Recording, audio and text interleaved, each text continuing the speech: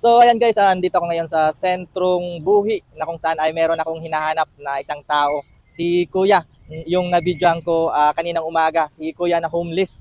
So babalikan natin siya para pakainin. So meron isang concerned citizen na nagpaabot ng tulong para sa kanya para mapakain natin siya. So hahanapin ko siya dito sa sentrong buhi. So sana makita ko siya ngayong araw na ito. So ayan guys, dito ko siya nakita kanina dito. Wala siya rito ngayon eh.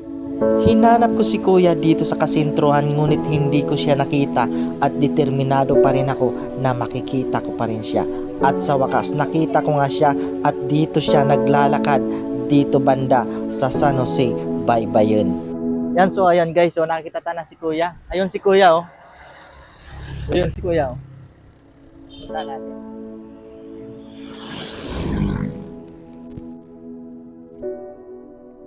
Niyaya ko siyang kumain sa sentro ngunit hindi niya ako pinapansin. Niyaya ko rin siya na sumakay na lang siya sa aking motor para doon kami kumain sa sentro ngunit hindi niya ako pinapansin. Dito sa gilid ng kalsada na ito ay merong karinderya kaya naisip ko na dito na lang siya pakainin. Ngunit tinitingnan niya lang ako at hindi kumikibo. Pinipilit ko na maupo siya dito para makakain na siya. Ngunit tuloy-tuloy pa rin siya sa kanyang paglakad. Kaya naisip ko. So ayun guys, punta ko muna ako sa sentro para doon bumili ng pagkain ni Kuya. Ayaw niyang sumakay sa motor ko at hindi niya ako pinapansin. So gawin natin, bili tayo ng ready na pagkain. So order tayo doon sa alam kong magugustuhan niya yung pagkain. So let's go guys. So dito nga ako bumili guys sa DMD Buhi at umorder ako ng chicken with only rice at ayan na guys at yan ang ibibigay natin kay Kuya.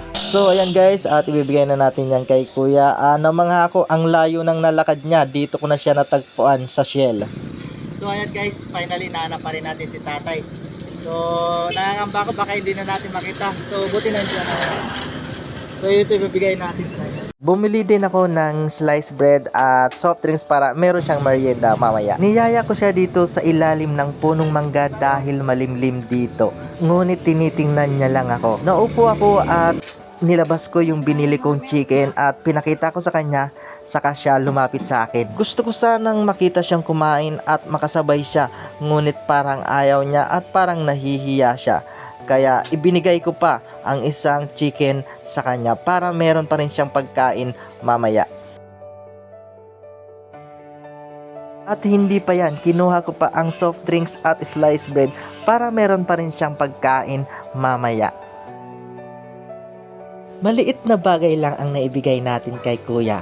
Ganun pa man, ngayong araw na ito ay may napakain tayo na isang homeless people. At salamat sa iyo, Ninja Girl, dahil ngayong araw na ito ay mabubusog-lusog si Kuya. Sana'y patuloy kang i-bless ni Lord, Ninja Girl, dahil sa napaka-generous mong tao. At sana lagi kang gabayan ni Lord at ganun din si Kuya na sana laging mayroong magbigay ng pagkain sa kanya.